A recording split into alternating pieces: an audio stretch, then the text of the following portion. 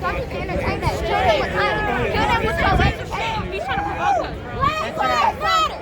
Black lives matter. I'm going to school for American history. That's right. That's right. That's right. I'm in college right now. White supremacy. That's all it is. It's just white supremacy. And they're making it seem like we don't have a reason to be mad. We have Trying to get 'em. bodies to be mad for.